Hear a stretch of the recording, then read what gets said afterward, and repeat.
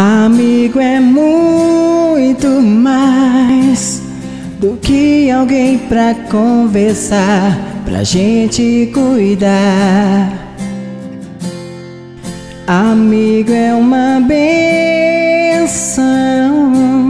que vem do coração de Deus pra gente cuidar.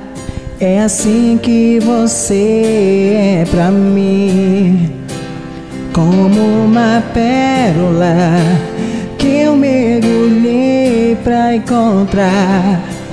É assim que você é pra mim, um tesouro que pra sempre eu vou guardar.